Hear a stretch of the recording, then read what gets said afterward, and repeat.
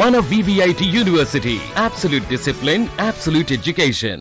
చిలకలగూడ ప్రాంతంలో యవన్ అనే అబ్బాయిని కేవలం ప్రేమించాడన్న కారణంతో అత్యంత దారుణంగా, కిరాతకంగా, ఘోరంగా ఇలా ఎన్ని మాటలు చెప్పినా తక్కువే చంపేశారు. నా కొడుక్కి నా ఏం కావాలి మేడం, ఎందుకంటే నా కొడుకు లేని నేను బతకలేను మేడం.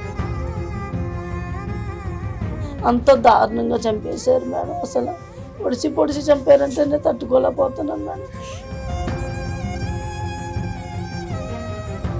ముక్కు కోసేశారు, ఏళ్ళు నరికేశారు, ఇవన్నీ చేశారు మేడం. అంతా నా మేడం కింద పడి కాలు పట్టుకున్నానంట మేడం పొడుచుంటున్నప్పుడు. నా కడుపు కోత ఎవరికి తెలియాలి మేడం, మళ్ళీ వస్తాడు నా కొడుకులు అంట.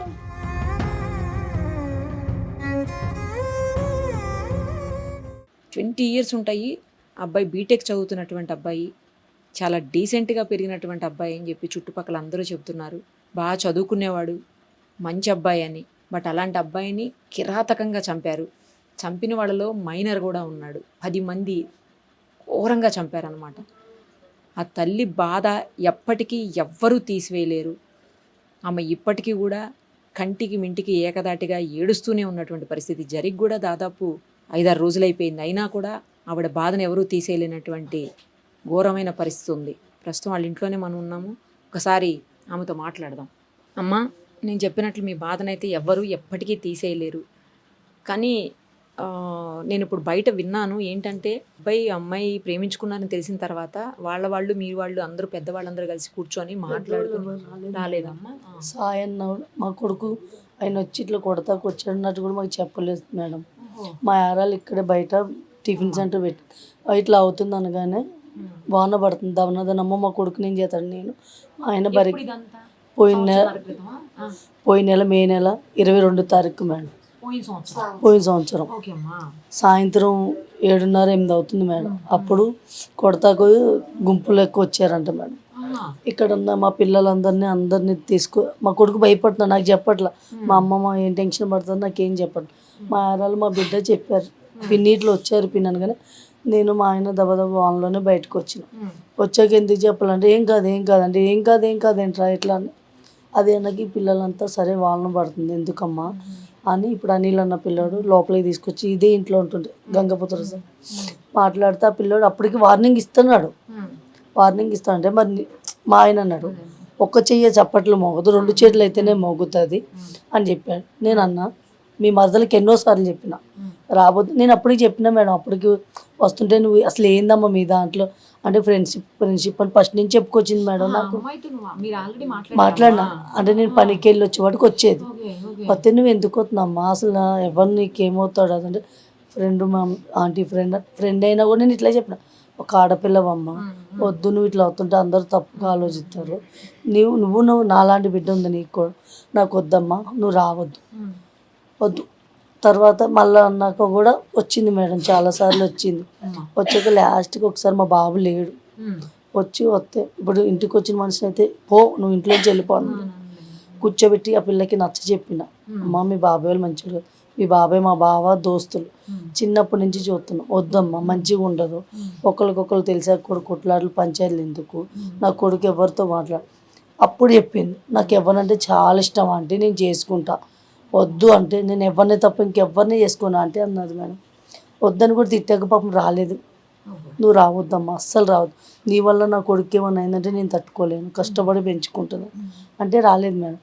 రాకపోతే మళ్ళీ ఎందుకు మా అమ్మగారు చనిపోయారు మేడం. మే 1కి చచ్చిపోయారు. మేము అప్పుడు 20 రోజుల దాకా ఇక్కడ లేము, అట్టే ఉన్నాక మేము పొద్దున్న దిగినాం మబ్బులో. ఆ పిల్ల మధ్యాహ్నం అట్లా వచ్చింది, నాకు చెప్పలే వచ్చిందని. ఇక్కడికి వచ్చి మా బిడ్డని అక్క అంటే ఎవరు అనుకుందంట, ఏంటమ్మా అప్పటికి వచ్చింది అనగానే మా బిడ్డ చెప్పింది పిన్నిట్లో వచ్చింది అనగానే మళ్ళీ ఎందుకు వచ్చావమ్మా అని ఎంతసేపు మాట్లాడాల. మేమమ్మ చచ్చిపోయిందంటగా ఎవరు అది ఇది అడుగుతాకు వచ్చింది. వచ్చాక వెళ్ళిపోయేప్పుడు ఎవరో వీడియో తీసో మరి ఆ పిల్లోడికి ఎవరో చెప్పారంట వాళ్ళ బావకి. ఆ సాయంత్రమే ఫోన్ చేసి వీడియో తీసో చెప్పి పంపించారంట. వాళ్ళు వచ్చాక ఇట్లా అది ఇదని చెప్తే వాళ్ళు బెదిరిస్తున్నాడు ఆ పిల్లడు వచ్చి. మామూలుగా మా సంగతి తెలియదు అది ఇదని చెప్పాక మా ఆయన అన్నాడు, పోలీస్ స్టేషన్కి వెళ్దాం, పోలీస్ స్టేషన్కి వెళ్ళాక రాపిద్దాం, మా పిల్లోడికి ఏం కాదు మీ పిల్లడికి ఏం కాదు. ఏమన్నాడు, మీరు మగపిల్లడు మా ఆడపిల్ల, మా ఇజ్జత్ పోతుంది అది అని మేమేమనుకున్నాం. పోనీ ఒక ఆడపిల్ల మళ్ళీ పోలీస్ స్టేషన్కి ఎక్కితే ఆ పిల్ల పరుగు కూడా పోతుందని మేము సరే అన్నాం. అప్పటికి నేను అడిగిన నా కొడుకు నేను జాగ్రత్త ఉంటున్నా, నీ మరదలు మా ఇంటికి వస్తే ఏం చేయమంటావు ఇట్లనే అడిగిన. అంటే మీరేం చేయొద్దా అంటే మేమే నరుకుతాం మీ ఇంటి ముందే తీసుకొచ్చాను. ఇప్పుడు మీ ఇంటికి వచ్చి ఏమన్నా నొల్లేలు చేశాడా, నాకు కావాలని చేశాడా, ఏమని చేశాడని చంపాను. చచ్చిపోయే ముందు కూడా 5 నిమిషాలు 2 నిమిషాల ముందు కూడా ఫోన్ చేశాడు మేడం నాకు. మమ్మీ వీళ్ళు వచ్చారు మమ్మీ అంటే ఎవరంటే చంద్రికలు అన్నలు వచ్చారు మమ్మీ అని. ఎందుకు రండి మమ్మీ నన్ను పక్కకు రామంటున్నాడు.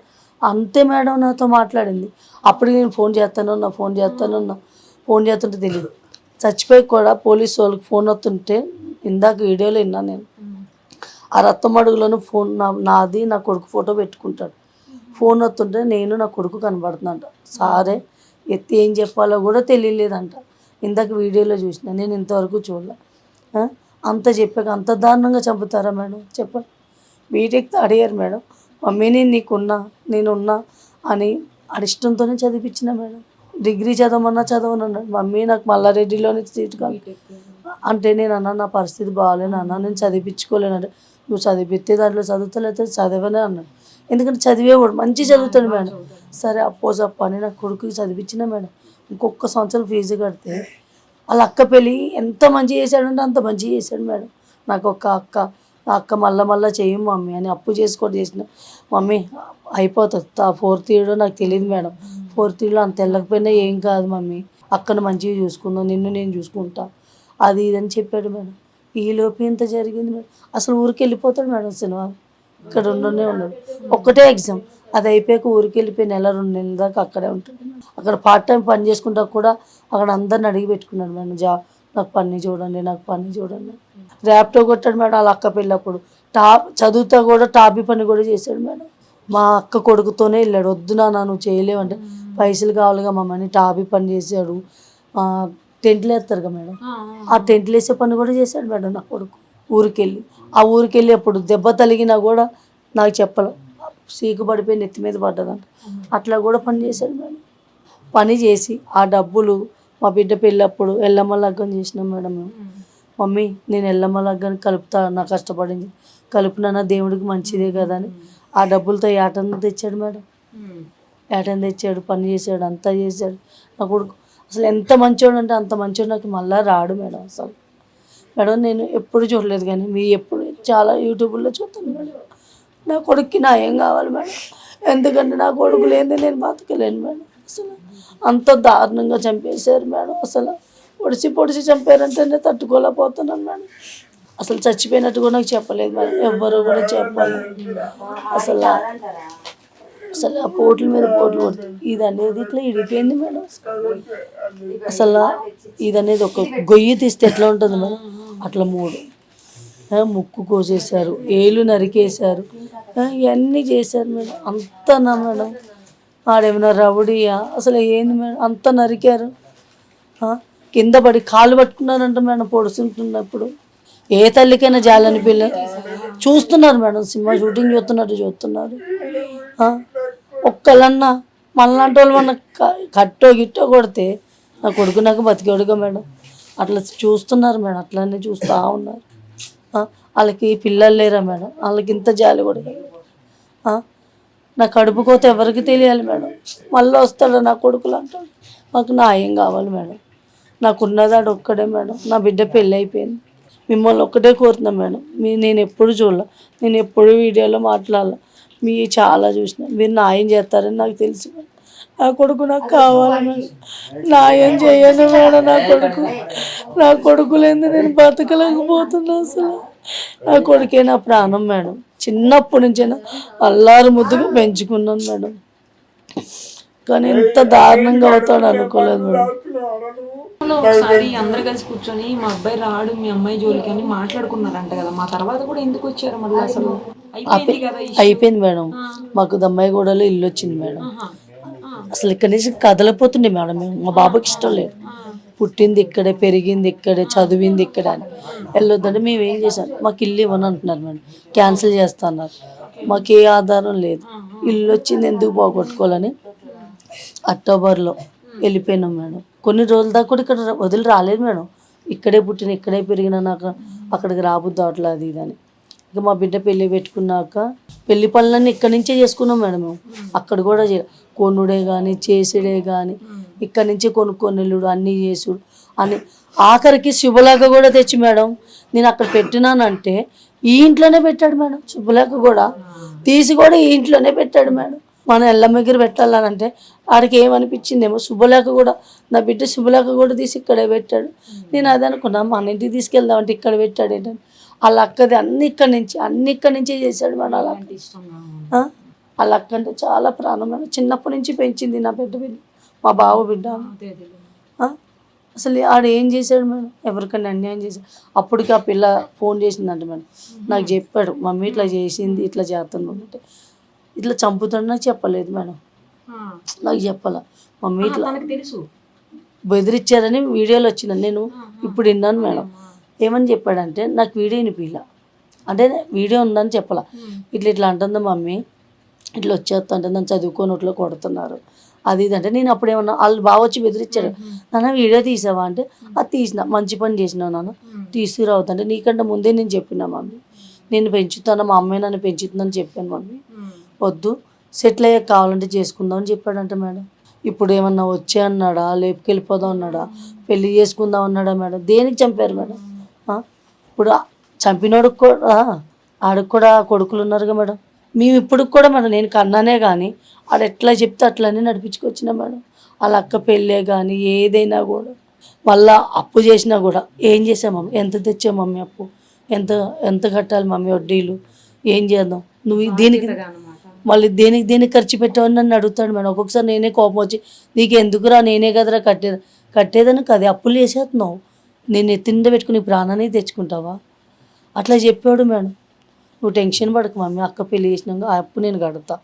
చదువుకున్నది మేడం, చదువుకున్నది కూడా నువ్వు నాకు పెట్టినావు కదా నేను నీకు డబ్బులు చేసి చూపిస్తా. కారు కొనాలని ఆశ, చాలా ఆశ ఆయనకి. కారు కొనాలి మమ్మీ, మనకి డబుల్ బెడ్రూమ్ కాడ కింద పార్కింగ్ ఉంటుంది కదా మమ్మీ, కారు కొందామే 1,50,000 కారు వస్తుంది మమ్మీ, నేను కారులో తిప్పుతాను ఎక్కడికైనా వెళ్ళాలంటే మనం కారులోనే వెళ్ళొచ్చు మమ్మీ, మనకి నీకు బాధపడకే సరేనా కొందాగాని అది ఇదని. మన ఇల్లు ఇట్లా ఉంచొద్దే మంచిగా చేద్దామే, ఈ బెడ్రూమ్ నాదే, ఈ మంచం నాదే, ఇది నా రూమే. అప్పటికి కూడా అన్నా నేను నీది ఎందుకు అవుతుందిరా, ఇది నా ఇల్లు నాకు వచ్చిందంటే నీదేంది నాది ఇది అన్నీ చెప్పాడు మేడం. ఏం మిలిగింది మేడం వాడికి, ఏమైనా మిలిగిందా, ఏమైనా తీసిపోయాడా మేడం? నమ్మినందుకు మోసం చేసి చంపుతారా మేడం అసలు? ఒక్కనే చేసి అట్లా చంపుడేంటి మేడం అసలు?